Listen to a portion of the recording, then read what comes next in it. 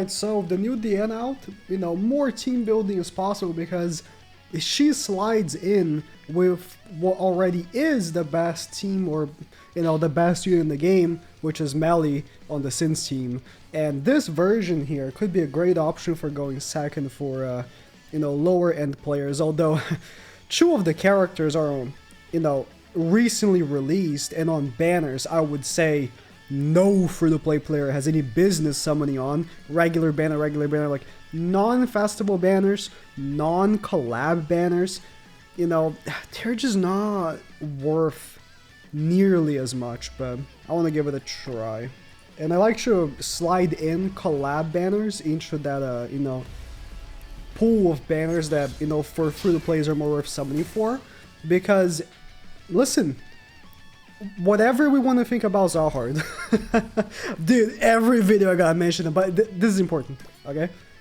Collab characters, they very rarely have counterparts. What I mean by that is you have a character like Echidna. It took a very long time for us to get a character that replaced Echidna in the meta. And that character didn't really replace her, it just overpowered her. What she did never really got truly replaced, you know. Nanashi I'm talking about. Nanashi replaced her because now you don't need the basic stat she provides. You already have a all-encompassing basic stat provider. But yeah, it's really rare for collab characters to have a, I don't want to say new version of them to release, but a character of similar skills to release. No character is replacing Viol or Bomb, you know, the main character from Tower of God, because no character has ever replaced Kizuna. No character has ever replaced I forgot his name. Oh my god. Reinhardt, for what he did specifically. Now, obviously he got power creeped, but no character truly plays like him ever since, right? But in any case, I just wanted to mention that because, you know, I think collab banners get a bad rap. Collab characters in general get a bad rap, but I mean, you look at it, man, collab characters, they are very good. Generally, they don't fumble. At least one or two of the characters in that banner are going to be good. And they're going to be original. Like, their designs are original. No character is like Naofumi.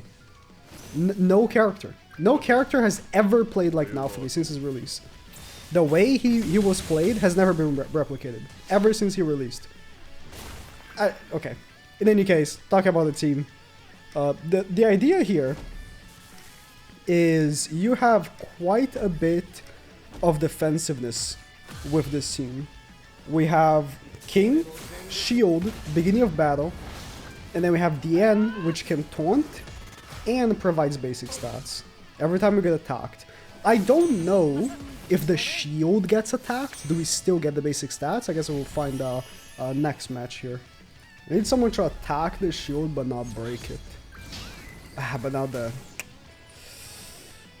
corrosion might break. It's whatever.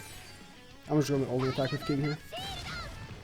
Now, if I go first, like I am right now, because I need to D-rank. I need to take time. If I keep playing in Champ 1, I keep getting higher and higher. It becomes really hard to D-rank. I have to lose so many matches. But I truly need to go back to like Champ 3 or Champ 2, because then you can actually find players. Okay, perfect. Let's see if I have 2, 3, or 4 stocks here. 2 stocks. You have to... The shield has to be broken. Not a big fan of that. I'm gonna do this right here. DN shouldn't die. It's a counter with is 0 buffs. Just gotta remove the stance. Stances are, see, you know, this is a big point for me on evaluating Diane here, if I think she's meta or not. I mean, stance characters are not in a very good position in the meta, because you have the Bastion in the game that is used in virtually every team you face. Like, come on. You can face some unknowns here and there, but majority of the time, you are facing Meliodas. And he has a very easy stance removal.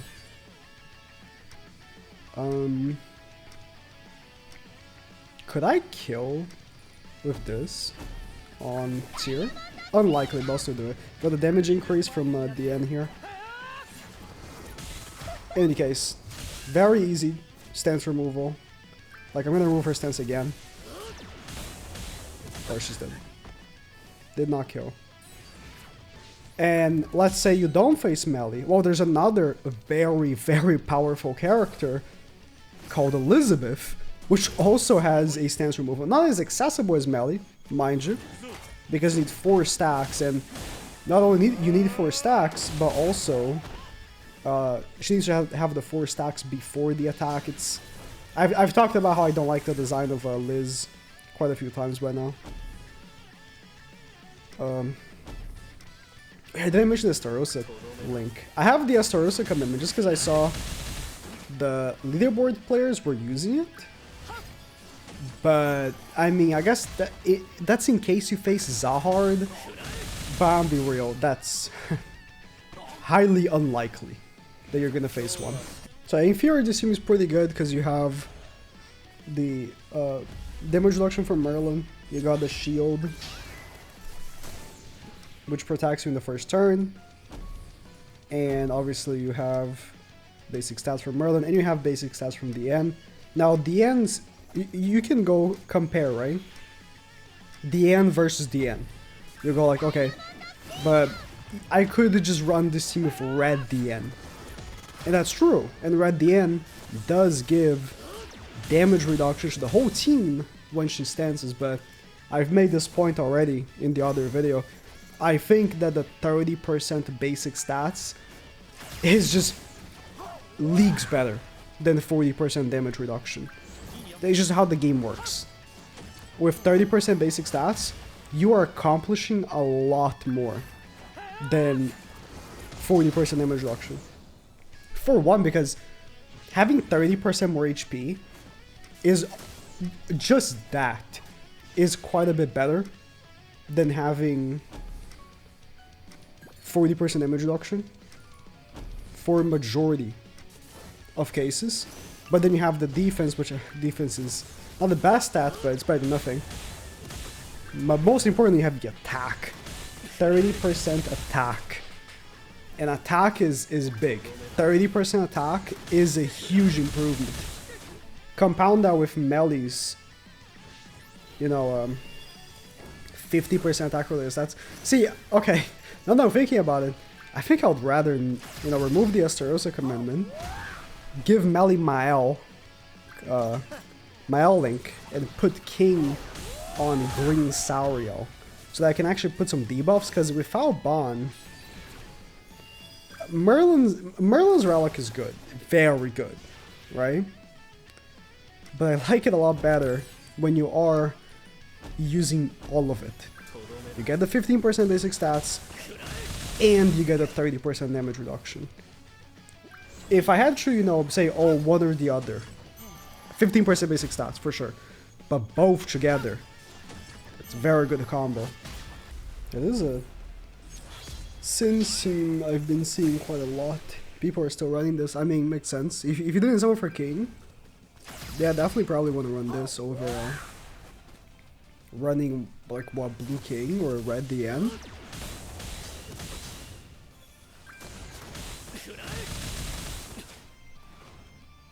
Merlin with Ascanor in the back, that's really good CC, so. Alright, it's a good test for the end now, because we're facing a real player, I'm pretty sure. I'm just gonna do these 2 hits on melee and kill him next turn, probably. Again, like I said with stances, she's probably gonna get her stance removed next turn, which is really annoying, but it is what it is. Yeah, the thing is, I don't mind the idea of like trying to use Sins without Ban, but like the guy kind of is irreplaceable, man. Like Ban is just too good. He provides so much. It's actually too much. Should be replaced. Like I would rather. I would rather if we replace King or the like. No matter who I'm replacing here between these two, I'd rather have Ban. That's the thing. Because like you look at it, and sure, King in the end do provide stuff, but nothing that is comparable to Ban. Ban is a damage dealer. Provides HP, attack lore. He provides the debuffs to make Merlin's Relic actually, you know, work.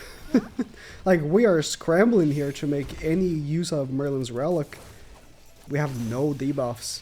So, yeah, listen, I've already said about the end that, you know, the end is good.